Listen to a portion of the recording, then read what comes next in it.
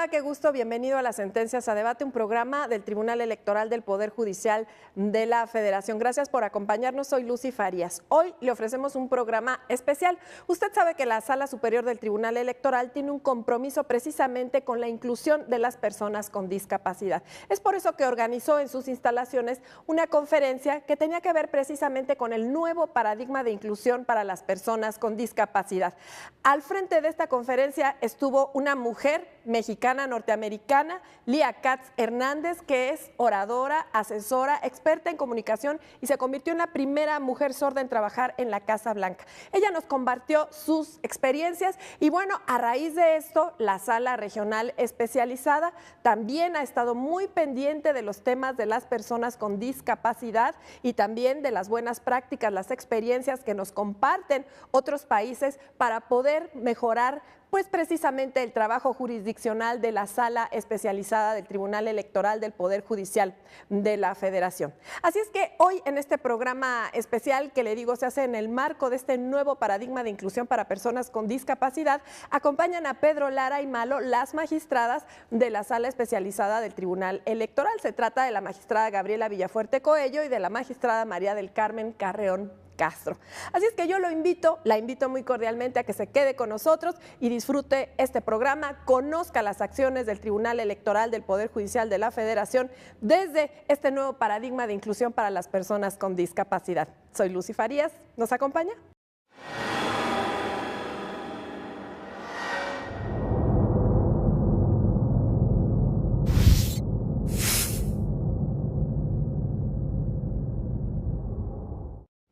¿Qué tal? Muy buenas tardes. Sean todos bienvenidos a este programa especial de Sentencia a Debate, programa del Tribunal Electoral del Poder Judicial de la Federación. En esta ocasión, organizado en el marco de la Conferencia Magistral, el nuevo paradigma de inclusión de las personas con discapacidad, dictado por Lía Katz. Y bueno, pues tenemos dos invitadas de súper lujo en esta ocasión, nada menos que la magistrada Villafuerte. Gabriela, muchísimas gracias. Hola, ¿cómo estás, La magistrada Pedro? Carreón, María del Carmen, Gracias, bienvenida, ¿cómo estás? muchas gracias. Buenas tardes. Y bueno, pues como finalmente el título de la conferencia magistral que fue dictada en esta Sala Superior del Tribunal Electoral lo dice, pues hablamos precisamente sobre la cuestión de los problemas de integración que sufren las personas con discapacidad y que bueno, que hemos visto gracias a la información que nos ha proporcionado esa conferencia, que México parece no estar tan mal, estamos empezando a despegar realmente de forma seria e institucional respecto de la protección no solamente de los discapacitados, en general creo que hay un nuevo paradigma para el entendimiento de la protección de todas las personas que se encuentran en desventaja social y que han sido pues, grupos vulnerables históricamente, ¿no? Particularmente en el caso de las personas con discapacidad y de acuerdo con la Organización Mundial de la Salud, se entienden dos vertientes principales, ¿no? Que primero pues, es la propia discapacidad en el sentido fisiológico, que es esa dificultad para poder realizar tareas que la mayor parte de la gente pues, puede realizar con normalidad, pero también está la parte, digamos, de la interacción con la sociedad, ¿no? Es decir, cómo estas personas, precisamente en virtud de esas deficiencias, pues no son capaces de integrarse del todo a la sociedad por falta de oportunidades, por falta de medios que faciliten precisamente la compensación de sus discapacidades y en general la falta de oportunidades, decíamos, la educación también es otra de las cuestiones fundamentales que tienen que enfrentar, ¿no? La educación pública para personas, por ejemplo, sordomudas es inexistente en nuestro país. Y hay una serie de dificultades también para el reconocimiento y el ejercicio de ciertos derechos que tienen que tener un enfoque especial. Al final de cuentas hemos transitado por una serie de etapas muy importantes en materia de acciones positivas. Por ejemplo, lo vimos con la participación política de las mujeres, que es un tema que por supuesto ustedes conocen mucho mejor que nadie por aquí. Y estamos viendo también un despegar, por ejemplo, de los pueblos y comunidades indígenas. ¿Qué pasa con los discapacitados en nuestro país que realmente pues, viven todavía en un rezago respecto de esta política social que empuja ciertos criterios de igualdad y que permiten el ejercicio libre de derechos que pues, todas las personas tienen en condiciones de igualdad, ¿no? Así es. Así es. ¿Qué experiencia les ha traído la judicatura a ustedes en este tema? Que bueno, sé que han sacado sentencias muy importantes en la sala especializada respecto de esto. Tenemos, por ejemplo, lo de la inclusión de los subtítulos en la propaganda electoral, que creo que fue un paso enorme, porque precisamente cómo va a participar la gente políticamente si ni siquiera tiene acceso a la oferta y puede comprenderla en la medianía de sus posibilidades, ¿no? También la cuestión, por ejemplo, de la protección de los derechos de los menores, cuando se usa su imagen en las campañas electorales, en fin, una serie de cosas. ¿Cuál ha sido su experiencia en este caso con la judicatura? Gracias por preocuparte y ocuparte del tema.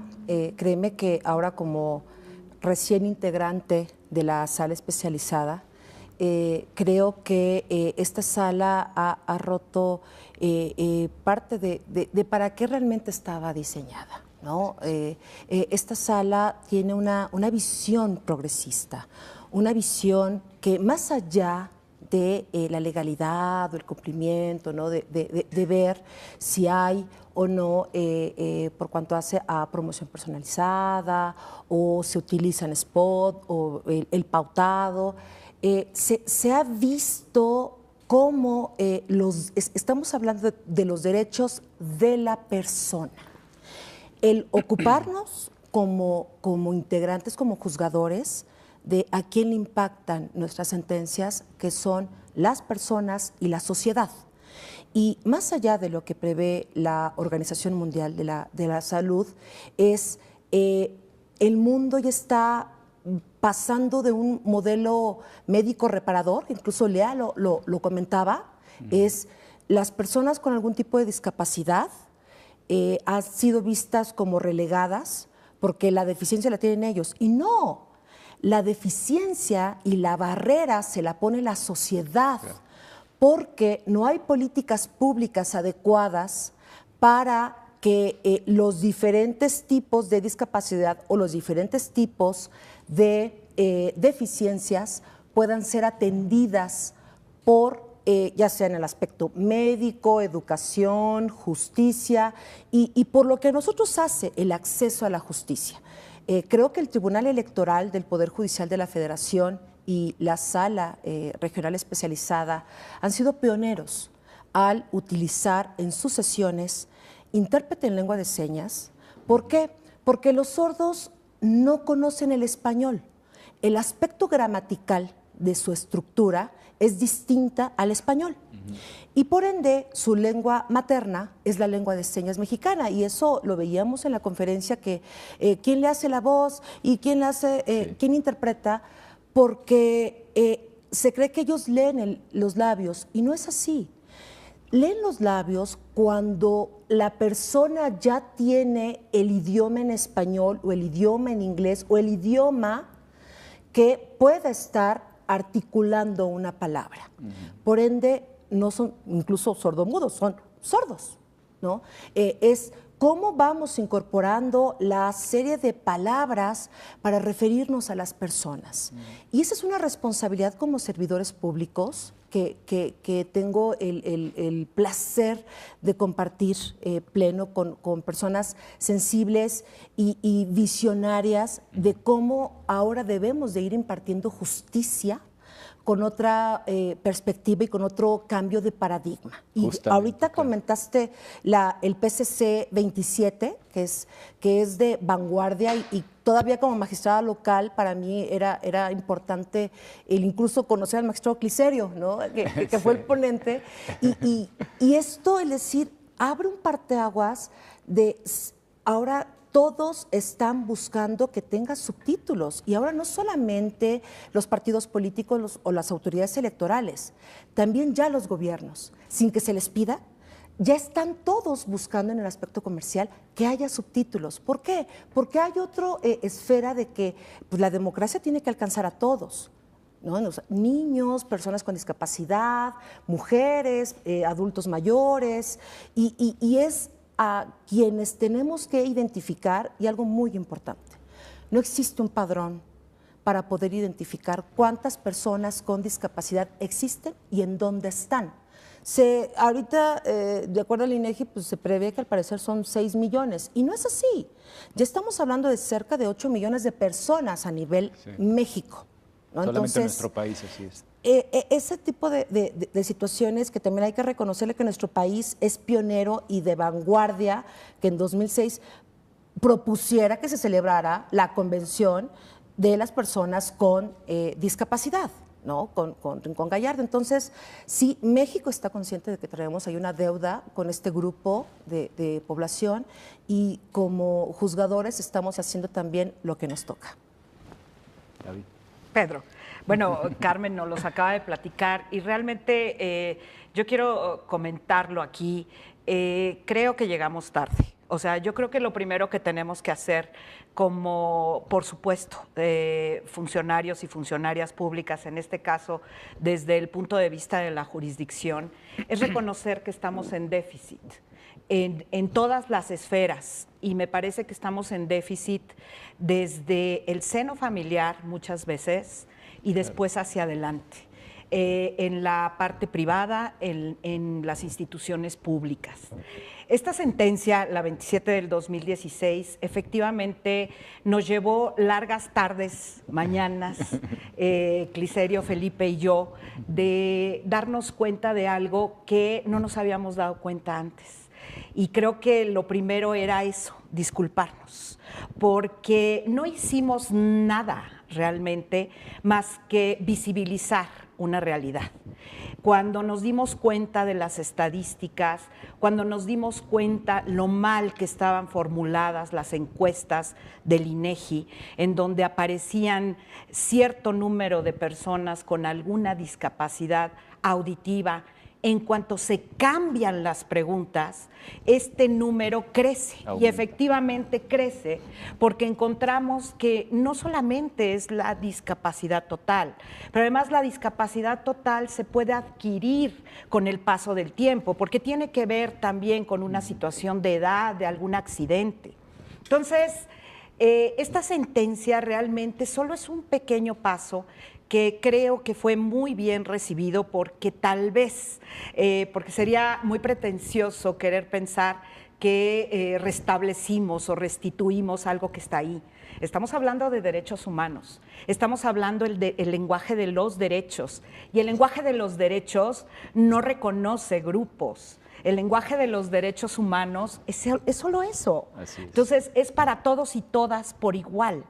Pero estamos en un mundo que está diseñado para y por las mayorías. Ya nos los dijo el ministro Saldívar Lelo de la Arbea en una reciente colaboración en Milenio, y eso es cierto.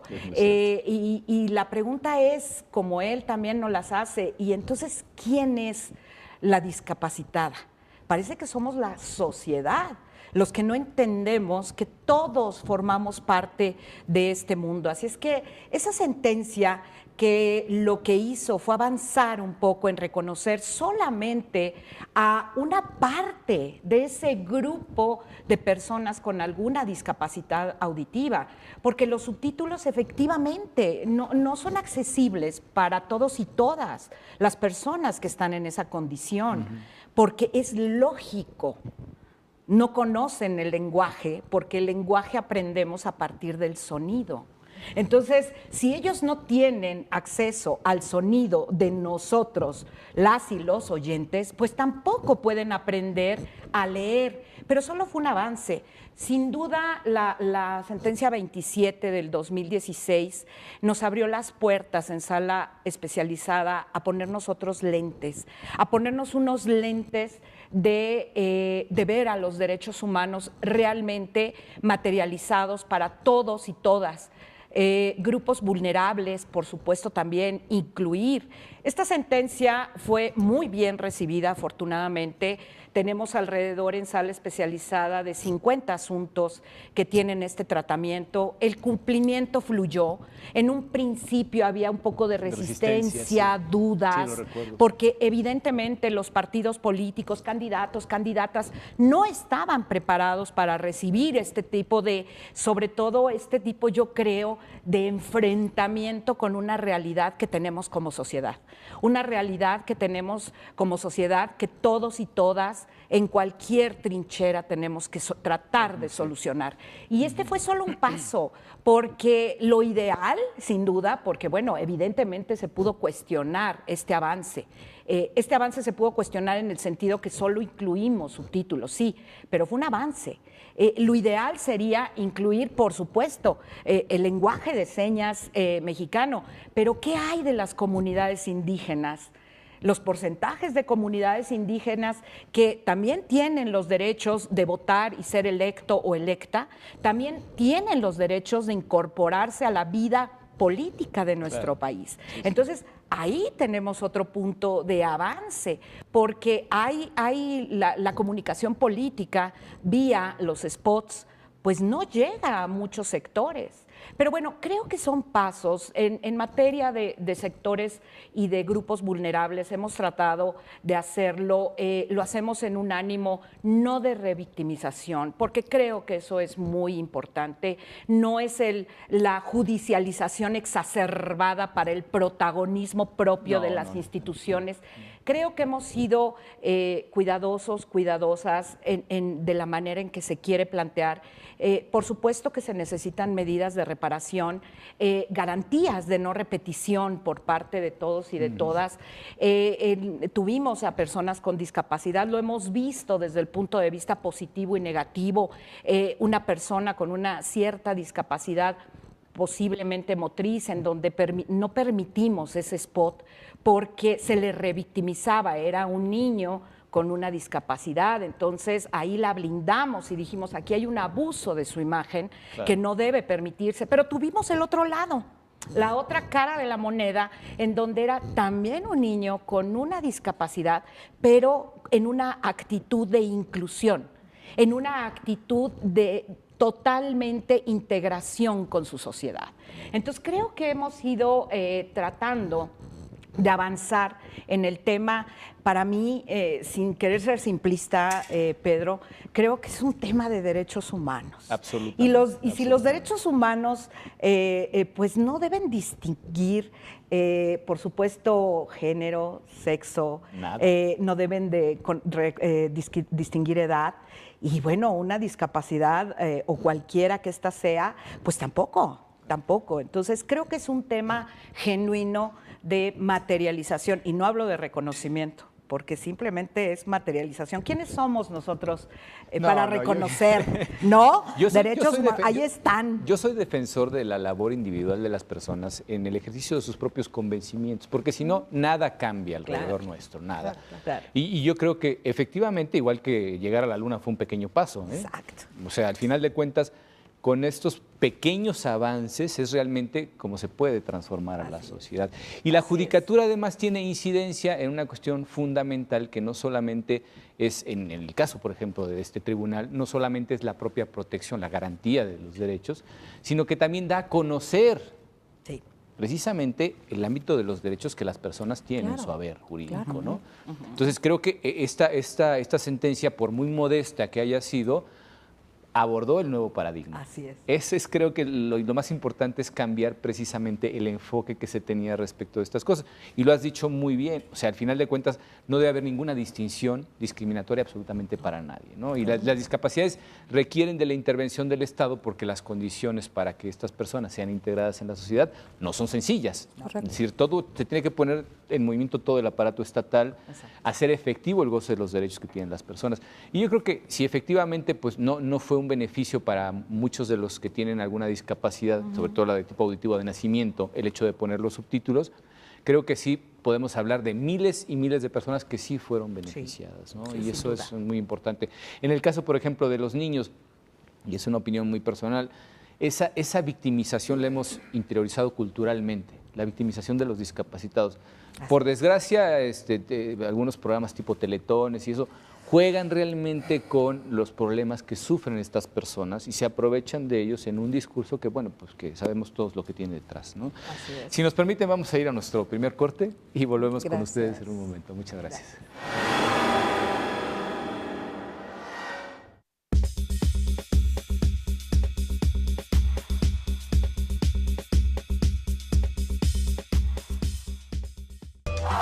El Tribunal Electoral del Poder Judicial de la Federación cuenta con 7 centros de documentación especializados en materia jurídica y político-electoral que proporcionan servicio directo y gratuito de información y consulta al público en general. Los centros de documentación del Tribunal Electoral del Poder Judicial de la Federación se ubican uno en la Sala Superior y respectivamente en las salas regionales. Para mayor información, escríbenos sendoc@te.gov.mx.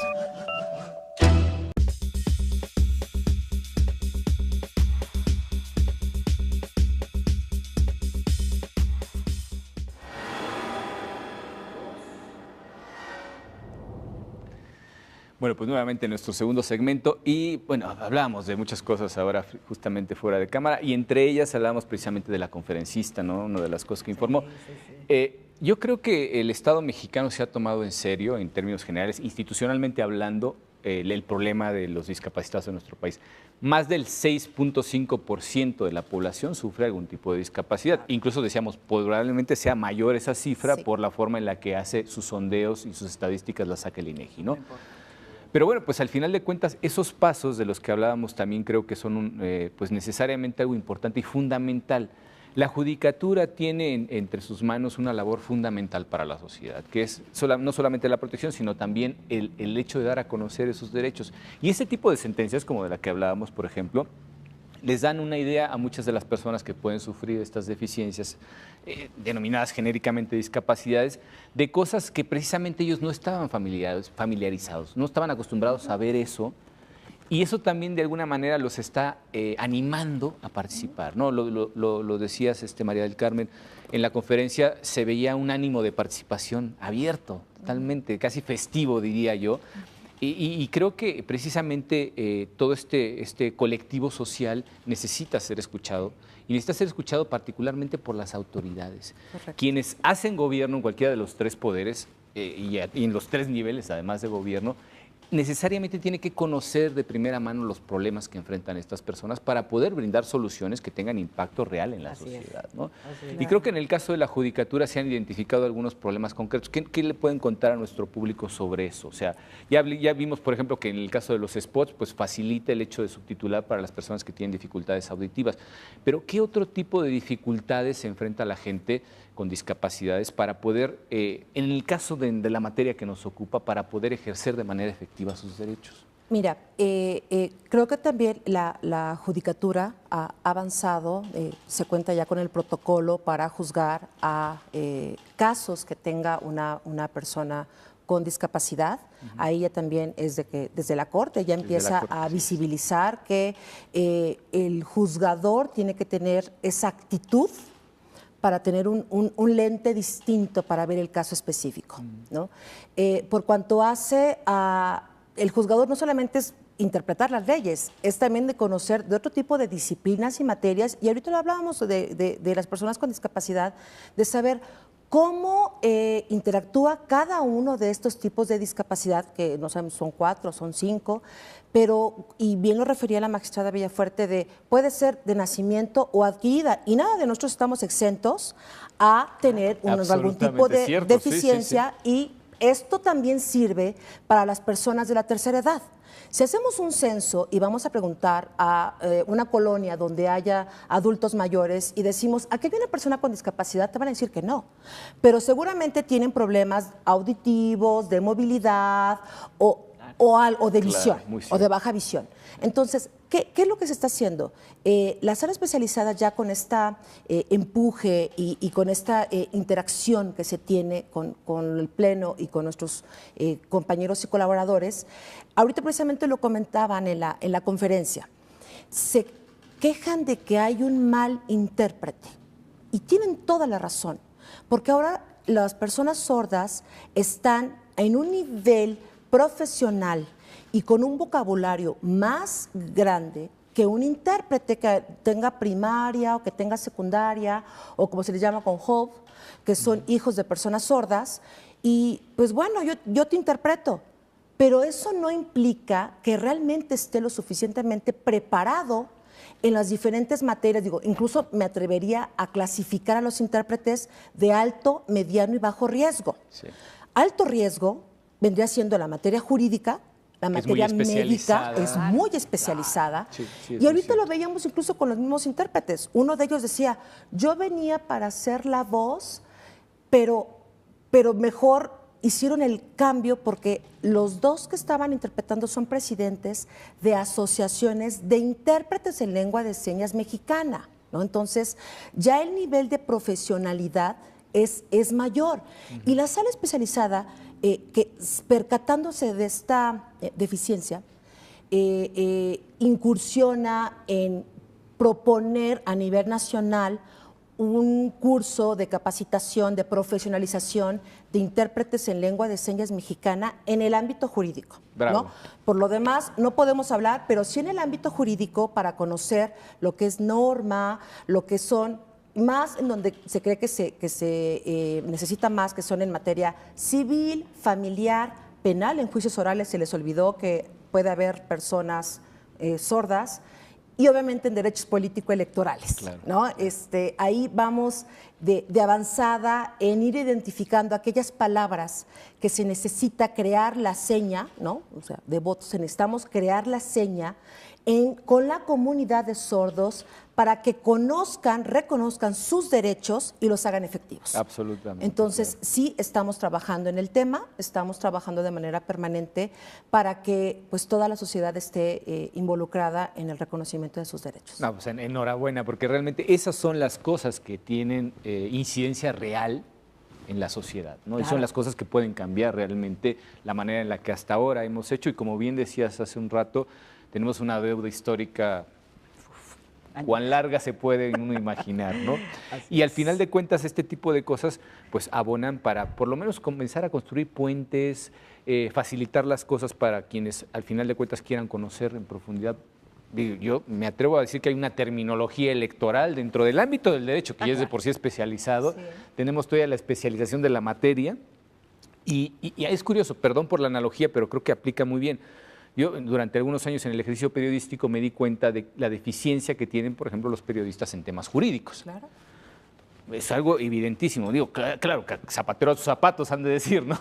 Pero sí, evidentemente cuando el derecho es un elemento fundamental de la construcción social, fundamental. Es decir, no se puede entender una sociedad organizada sin reglas. Entonces podemos ver la trascendencia que tiene todo esto, ¿no? Y verdaderamente el impacto social que puede ocasionar el desconocimiento, la mala traducción de algunos términos y que además abonan también pues, a ir sembrando precisamente una falsa visión de lo que puede ser el derecho electoral, ¿no? A ser mal comprendido, ¿no? Así es. Y en este caso creo que también otra de las cuestiones que han acercado también a las personas con discapacidad es la simplicidad de las sentencias.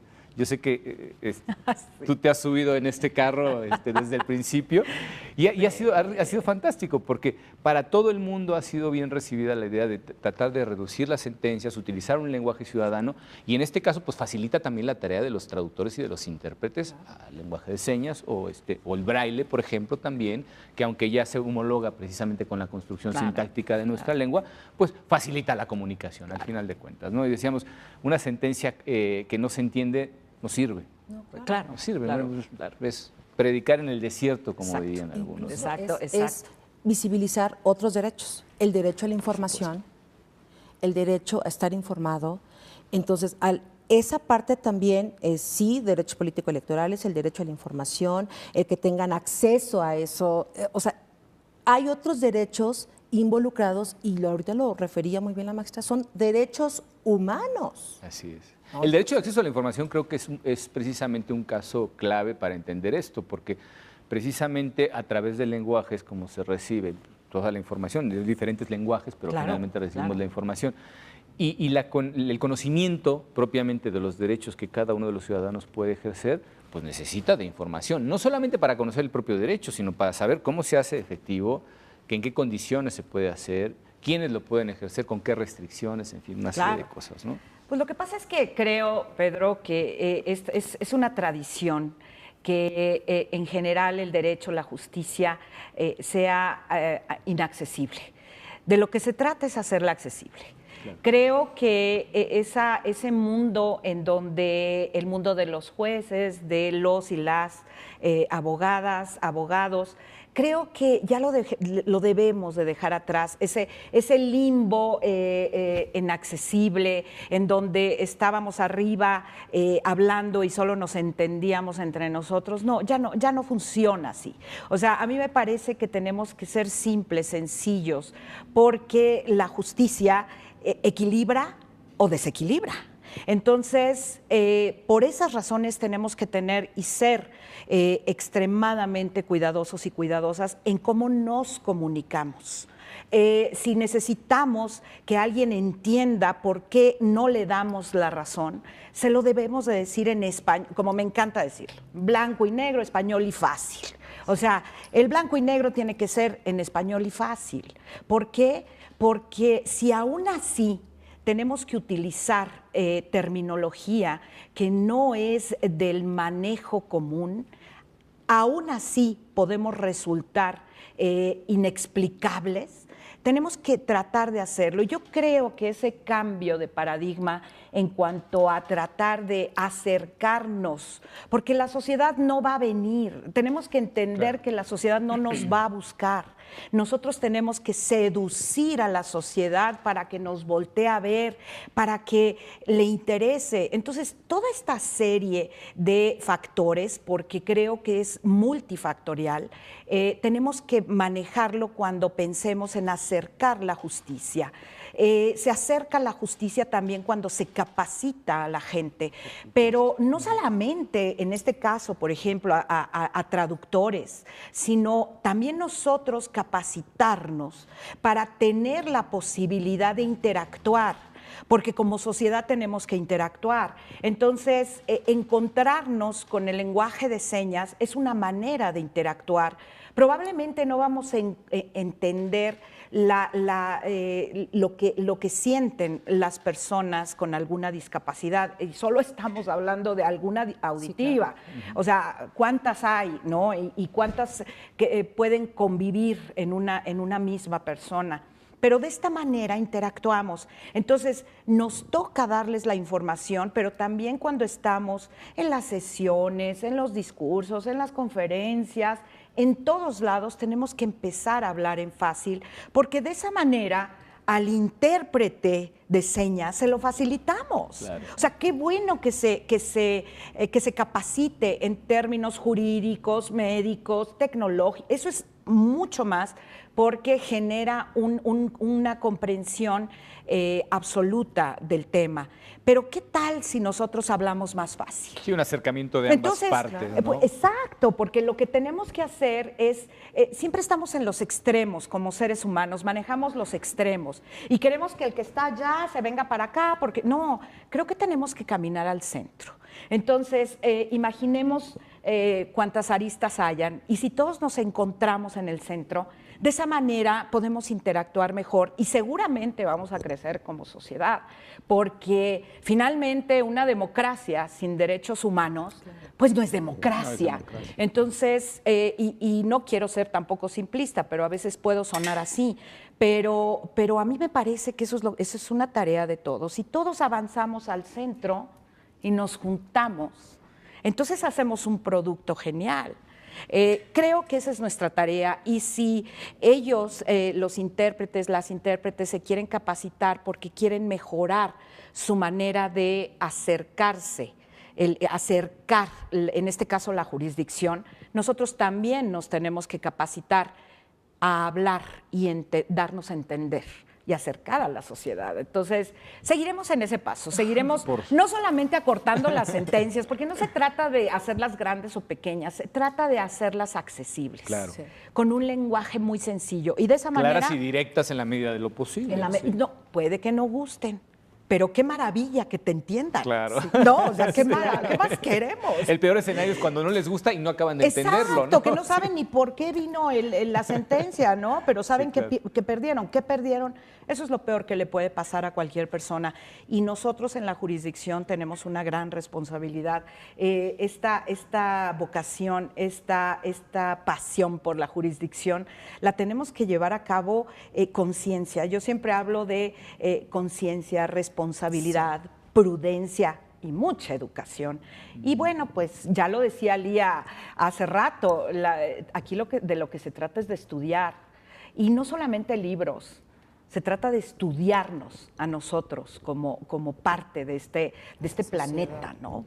Es cierto. No, y entender al final de cuentas los nexos que tenemos con todos los seres humanos. Claro. Una de mis preocupaciones, y lo digo a tono muy personal, es que me parece que estamos entrando en una etapa histórica global en la que la solidaridad y la empatía están desapareciendo. Sí.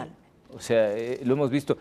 A la conferencista justamente le preguntaron sobre la nueva política de Trump y yo les decía fuera de cámara, me parece muy optimista su enfoque de las cosas porque ya hemos visto que el señor Trump ha echado para atrás algunas cuestiones legales que tenían que ver precisamente con la equidad y la igualdad de la propia sociedad norteamericana. Y la situación de comparándolo con Obama, ¿no? O sea, diciendo... negro y blanco. No, comparándolo con Obama y bueno... Y no me refiero al color de la piel de nadie. No, claro. Es sí. Bueno, claro, o el otro lado de la moneda. Así es. El decir que como sala y ahorita el saber que también nosotros nos tenemos que involucrar para poder conocer más. La sala también da la posibilidad a nuestros colaboradores de conocer la lengua de señas mexicana. Y también hay, los martes, hay la clase de señas y están conociendo la lengua de señas mexicana, de mínimo para cuando ves a una persona sorda, pues te puedes saludar y decir, hola, ¿cómo estás? Bien, gracias, ¿y tú? ¿No? Claro. Y bueno, empezar a interactuar y decir, no pasa nada, las cosas son normales. Y ¿no? se construyen puentes al final de cuentas. Claro, entonces, sí, en este tema de cómo hacemos más accesible, en el momento de sentencias que hubiera menores de edad, nos preguntábamos, oigan, ¿y los papás cómo se van a enterar de esto? Involucrar también a los papás, ¿no? Y nos empezábamos a cuestionar cómo involucramos a que los papás se enteren de que hay una violación a los derechos del menor, ¿no? Entonces, ya son cosas que también como ciudadanos y la perspectiva que como juzgadores estamos asumiendo esa responsabilidad y de los principios que ahorita menciona la magistrada, es hacer los tuyos y cómo generar ya políticas que se toquen y que se vean, ¿no?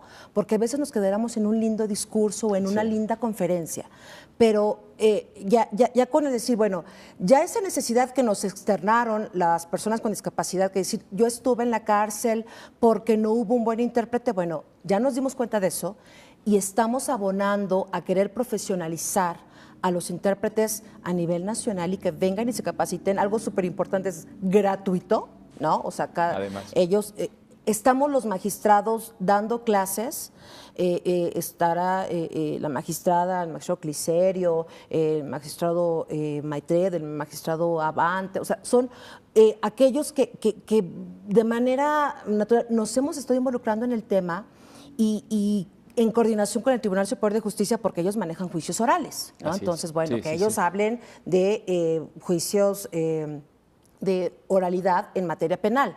O sea, tampoco nosotros queremos hablar de civil o de penal o de algo que no estamos ejerciendo, ¿no? Algo también podremos aportar, digo yo también, ¿no? ¿no? Entonces, créeme que con esa disposición de dejar una huella y de hacer una aportación desde el ámbito en el cual estamos. Fantástico. Esas cosas creo que son de las más loables que puede realizar una institución, sin duda, sin duda. Nos permiten, vamos a ir a nuestro segundo corte, ya saben, el tiempo es el enemigo. Muchas gracias.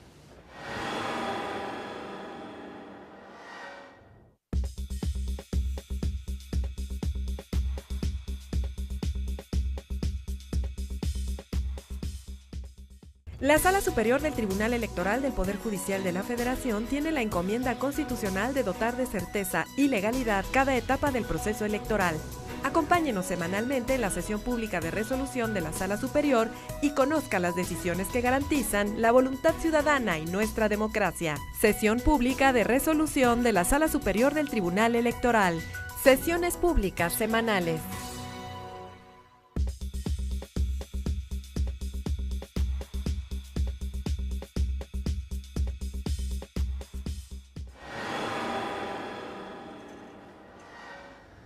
Bueno, pues como ya habrán podido atestiguar, nuestro programa está sumamente interesante. Es un tema clave, yo creo, para entender la complejidad de la sociedad. Porque no hay una sola sociedad en el mundo que no enfrente realmente este problema.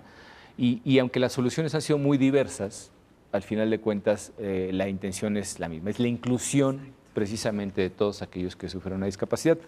Comentaba yo hace un momento fuera de cámara, hablando sobre la conferencista, que hizo un giro, digamos, de enfoque, que me pareció a mí muy interesante, sobre todo para romper la resistencia de muchas personas que pueden, en esa falta de solidaridad precisamente, de empatía con los problemas que tiene el de enfrente, pueden pensar que, pues que resulta muy costoso incluso para el erario público hacer todas estas adecuaciones y demás.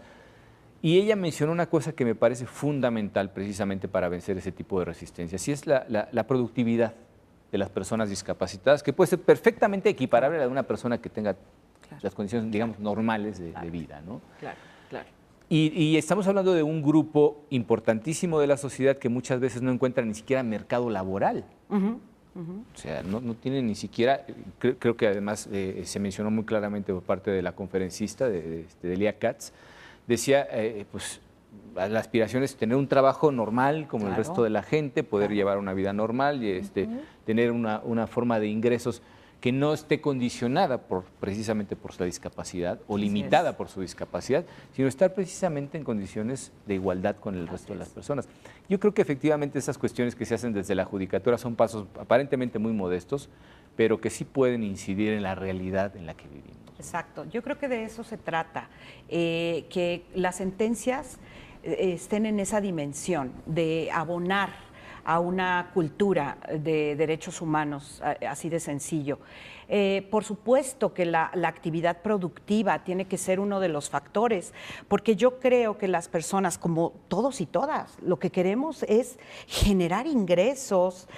Por supuesto que también quieren pagar sus impuestos, y nos los dijo Lía. Si somos personas productivas, también generaremos este ingreso para el erario Estado. Público, exacto, sí. Entonces, lo que pasa es que no hay condiciones. Las discapacidades, que pueden ser diversas, no estamos preparados ni en el ámbito de lo privado, no me refiero solamente a casa, porque desde ahí empieza en donde tenemos problemas. Sí. En la casa, cuando no hay la aceptación a una persona con discapacidad, al contrario, se le aparta, se le esconde. Yo no me voy a meter en el tema de las razones por qué se les puede esconder. Entonces, desde esa dificultad que generamos en esta educación al interior de casa, pues ya viene un tema de probablemente desconfianza, en donde no hay la posibilidad de querer incrustarse en la sociedad, porque desde casa hay una discriminación y un apartamiento y una segregación. Entonces, yo creo que se trata de eso, de las instituciones generar más empatía a la inclusión laboral de las personas con discapacidad.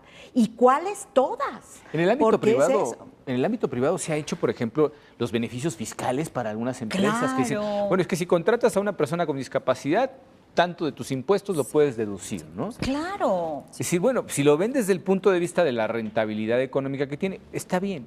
Pero es esa visión que no diferencia entre aquel que está dando beneficios fiscales del que no los está dando porque tiene una discapacidad. Por u otra, supuesto, ¿no? por supuesto. Yo creo que eso es, lo que tiene que haber es conciencia. Voy a tener beneficios, o sea, todos nos vamos a beneficiar. Pero ¿qué es lo que pasa? Que desgraciadamente creo que sí hay avances, probablemente en leyes, en lo que se escribe, en algunas áreas de la administración pública y la privada, pero como mundo estamos para atrás, Pedro. Tenemos que ver cómo está el mundo. La situación de... No nos vamos a meter seguramente ese tema, pero como mundo estamos apartando a la gente, la migración, los inmigrantes, el trato hacia los niños, niñas que tienen esta condición, los desplazamientos. Parece que no estamos siendo congruentes con, se supone, el avance que tenemos que tener como sociedad. ¿Qué hay de la esterilización de las personas con alguna discapacidad, Pedro? Sé que estoy tocando un punto extremadamente sensible, porque cuando nos asustan los campos de concentración y hablamos de toda esta masacre que puede haber y todo lo demás, y bueno, yo me pregunto, la esterilización por alguna discapacidad, pues es un exterminio anticipado de la población. Cuando ni siquiera podemos saber si la persona o las personas que nazcan, ¿pero por qué? Porque primero lo piden al interior del seno familiar, pero también para el Estado puede ser muy costoso. Entonces me prevengo y mejor esterilizo, bueno, ya no voy a hablar otro tipo, pero estamos hablando de la esterilización de personas que tienen alguna discapacidad. ¿Qué nos pasa como sociedad si no advertimos que lo que estamos haciendo es exterminar a la gente en forma anticipada? Pero sí podemos hacer una gran discusión en torno al aborto, por ejemplo.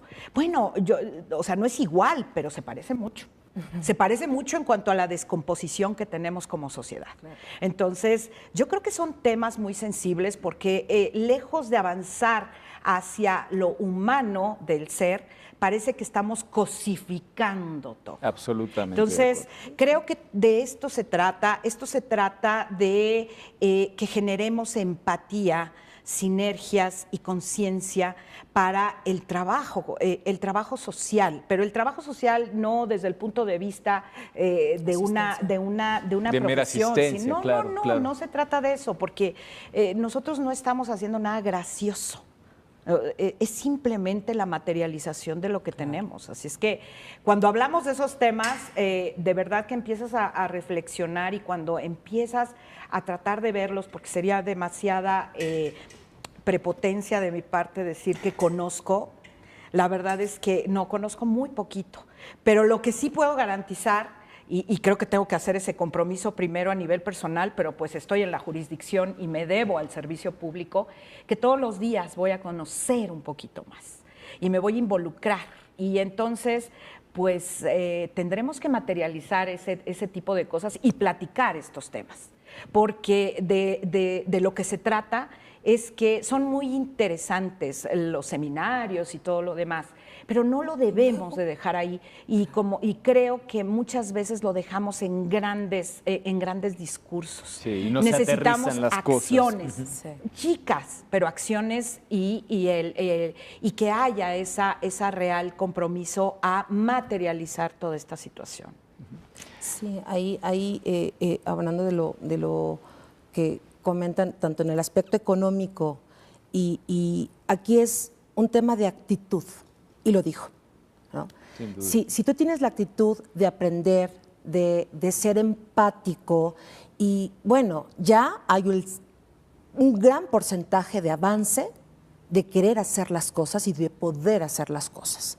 Y ahí también en el aspecto económico, sabemos y estamos conscientes que las asociaciones de personas y para personas con discapacidad se han enfocado más a cómo les dan las herramientas para que puedan sobrevivir o puedan tener un ingreso lícito. Y también aquí la sala, en coordinación con otras salas, se ha promovido lo que es el desayuno con causa.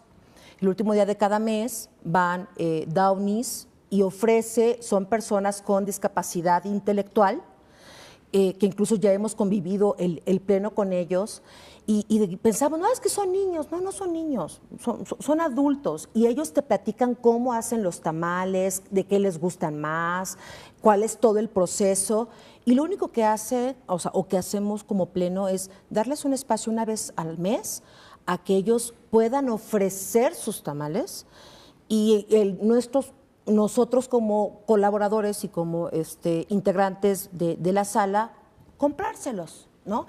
Es nada más una visión de cómo voy generando este cambio de paradigma de inclusión y empezando con la sensibilización, ¿no? Para no imponerte de que vas a trabajar con alguien o vas a trabajar. No, primero empezamos a ver cómo vamos introduciendo a las personas con discapacidad en el aspecto laboral, y también sean productivas, y son muy productivas. Me ha tocado trabajar con personas con discapacidad y son muy productivas, pero también tienes que ver en qué son buenos, como en cualquier colaborador, ¿no? Entonces, claro. Es un reto interesante el tema que toca de decir, bueno, aquí es mujer, discriminada, ¿no? Por el tema de género, tiene una discapacidad, aparte es pobre, y tiene algún tipo de que se asume como indígena. Bueno, ¿cuántas discriminaciones más le sumamos, ¿no? Entonces, este derecho humano a decidir mi sexualidad no les está permitida a algún tipo de discapacidad intelectual o incluso sordos, que te han dicho, es que a mí me esterilizaron y no me preguntaron. y dices, uy, híjole, qué como bien decía traumático. Gabriela, Ahorita lo comentó la magistrada. eugenesia es una cuestión absolutamente monstruosa. Sí, los nazis la pusieron a través de diferentes programas en marcha. Claro. Y yo sería partidario de la eugenesia, pero con ciertos personajes que no tienen ninguna discapacidad. O sí. O sí, pero bueno. No, en este caso es que realmente son cosas monstruosas. O sea, nos ponemos a imaginar el contexto humano en el que pueden darse esas cosas. Y como bien dices, es un proceso cosificador de las personas que las considera como útiles o inútiles en la sociedad. Exacto. Con un prejuicio terrible, además. Encima, justamente, ahora que mencionabas, María Carmen, las personas con síndrome de Down. Tengo un conocido que acaba de terminar la licenciatura en Derecho, en la Libre de Derecho, precisamente, y tiene síndrome de Down. Wow, qué orgullo. Y con notas, además, excelentes, ¿no? Claro. Entonces, ¿qué limitaciones realmente? Pues las que la sociedad les impone son las más difíciles de superar, sin lugar a dudas, ¿no? Y ella lo comentaba. O sea, tuve que hacer una entrevista, sí, me ayudaron, ¿no? Vía intérprete. Claro. Y ella también fue cumpliendo etapas, requisitos, requerimientos y acreditó un perfil, cumplió con un perfil, cumplió con una capacitación, con una capacidad y le dieron el espacio. Como cualquiera de nosotros que pedimos un espacio, también tienes que demostrar capacidad y querer trabajar. Que dijeron, ok, sí te incluimos, pero tienes que trabajar. Entonces, esa parte dices, pues bueno, es normal, de que todos decimos, claro que queremos trabajar todos, pero siempre y cuando quieran. Entonces, viene un tema de actitud y el decir, ¿por qué el ser humano está buscando exterminar al ser humano? Solamente nosotros estamos asumiendo y haciendo esas acciones, ¿no? Entonces, tenemos una área de oportunidad como juzgadores y como servidores públicos para seguir abonando y generando acciones que bien comentan, que se toquen, que se puedan visibilizar y no solamente queden en una linda conferencia. En el discurso, ¿no? Es correcto. Yo de vez en cuando suelo hacer un ejercicio de prospectiva en este programa, ¿no? Y pensando precisamente en aquellas cuestiones que son problemas enquistados en nuestra sociedad mexicana desde hace muchos años y que llevamos bregando ciertos años también con ellos. ¿Cómo ven ustedes el futuro, sobre todo desde la perspectiva legislativa? Porque, bueno, pues al final de cuentas el juez, entre otras de sus principales herramientas, pues está la ley, ¿no? Por no decir que es la principal y además no es la que le abre todas las puertas, es la que le cierra algunas al juez, ¿no? Al final de cuentas, esas limitaciones. ¿Qué es lo que se podrían proponer?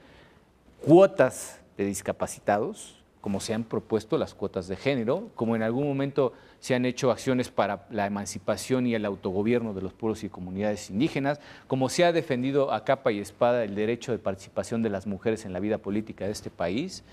En fin, ¿qué prospección a futuro le dan precisamente esto? Desde el punto de vista legislativo, porque creo que la Judicatura está haciendo sus esfuerzos con ley o sin ley dentro de ese margen que le permite al juez la interpretación de lo que ya está dado por el legislador.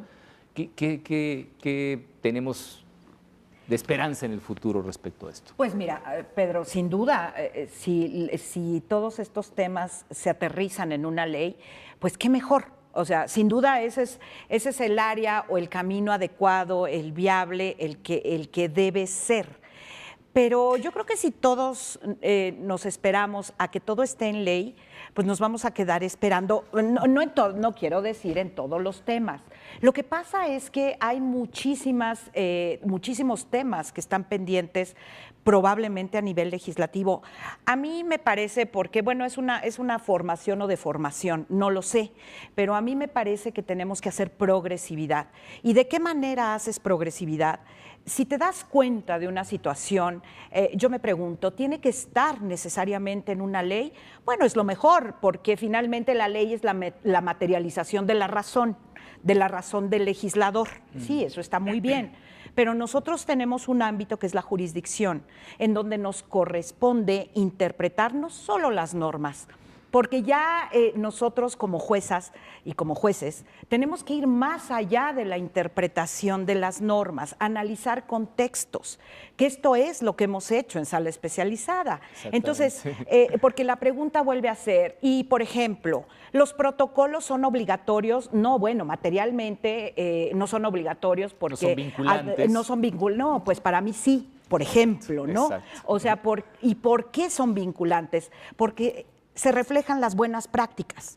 Lo bueno de los protocolos es que lo que pretenden es caminar hacia poder tener buenas prácticas. Y si en un protocolo está una buena práctica que no se llama ley formal y material, pues ¿cuál es el obstáculo? ¿Por qué podemos ir al concierto internacional? Pues porque a lo mejor en el concierto internacional hay buenas prácticas. Entonces, cupo para las personas con discapacidad, una acción afirmativa, pero las acciones afirmativas no solamente están ahí, podemos hacer acciones afirmativas al dictar una sentencia. Yo me refería, Gaby, más bien al hecho de que, y lo hemos visto, Sí. lo hemos visto en la materia electoral, particularmente creo yo,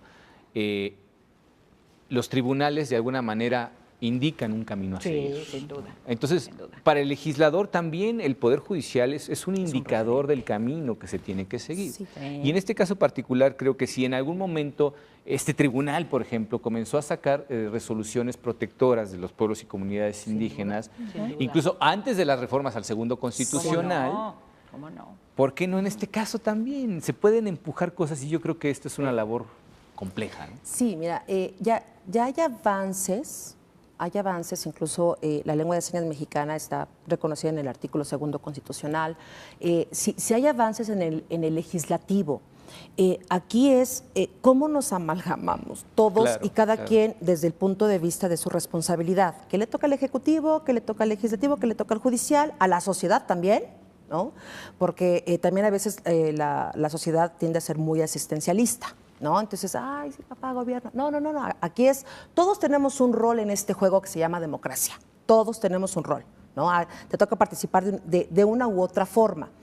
Pero eso lo vimos también en el observatorio que se tuvo por parte de la sala especializada. Y en la mesa de personas con discapacidad había mujeres en silla de ruedas y decir, sí, cuotas, porque también yo tengo derecho de estar en una curul, ¿no? Es decir, soy mujer y aparte me he preparado y también quiero estar en una curul. Claro, tenemos que sensibilizar a los partidos políticos para decir, hey, aquí también hay un sector de la sociedad que no está siendo representado. Ya ha habido legisladoras o legisladores que son indígenas porque representan a un grupo de población. Hay mujeres que representan a otro grupo. También necesitamos a personas con discapacidad que representen a las mismas personas. Que entiendan sus problemas. Porque en nuestro mismo sistema jurídico estamos hablando de representación, ¿no? Entonces sí necesitamos que hagamos nuestro el lema de la convención de nada de nosotros y nosotros. Necesitamos conocer cuáles son las necesidades de las personas con discapacidad a través de la voz de una persona con discapacidad en una curul. Entonces, sí, ya hay formas, ojalá los partidos políticos visibilicen ahora en este proceso, más allá de que sea a través de una acción afirmativa o incluso como autoridades electorales, hay un avance en el protocolo que acaba de emitir el INE por cuanto hace a que funcionarios de casilla ya sean también personas con discapacidad, por un caso que se presentó en Guadalajara, Sí, ¿no? Entonces, sí. ya también...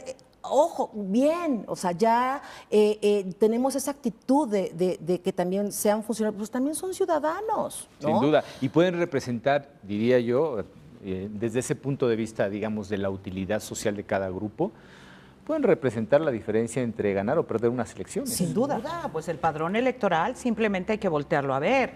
Y por supuesto que las personas con alguna discapacidad, las mujeres, cualquier sector que haya sido discriminado, que no necesariamente es minoritario, y por supuesto estoy hablando de las nosotras las mujeres, claro, son mayoría, o por sea, cierto, finalmente, sí, sí. por eso, vulnerable, bueno, pues no, ¿verdad? Porque y minoría tampoco. Sí. Entonces mejor esas palabras las sacamos del vocabulario de este tema.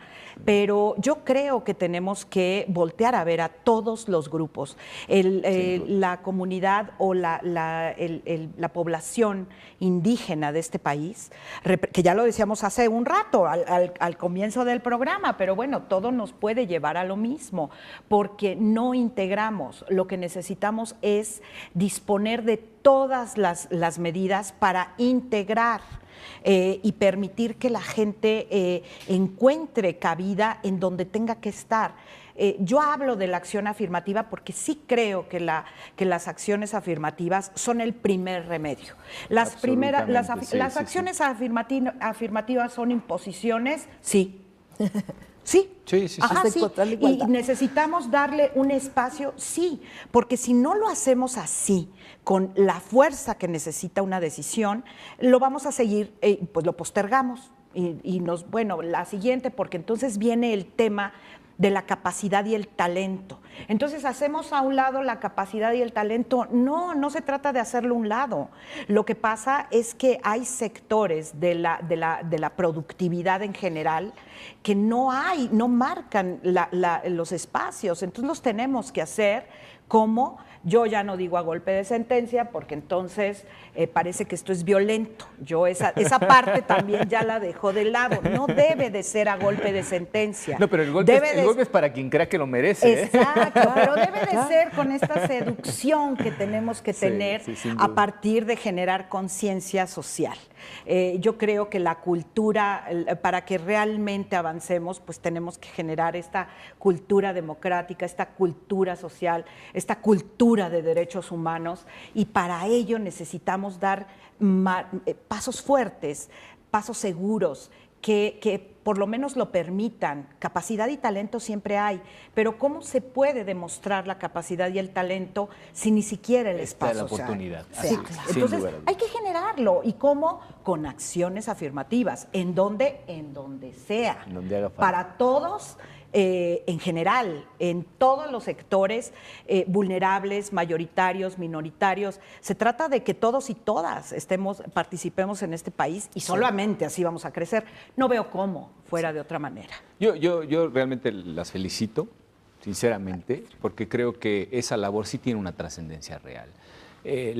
Quienes podemos, por ejemplo, sentarnos frente a una cámara, tenemos también ese compromiso. Claro. Cualquiera desde el ámbito de sus propias competencias, claro, tiene posibilidad de contribuir a que este tema sea, por lo menos con un enfoque muchísimo más humano, y que sea además la generalidad de las personas las que entiendan que no existen esas diferencias, sino que la sociedad es quien las impone, ¿no? Y bueno, pues no nos resta más que agradecerles su amabilísima compañía, invitándolos a nuestra próxima emisión de Sentencias a Debate. Muchísimas gracias y hasta pronto.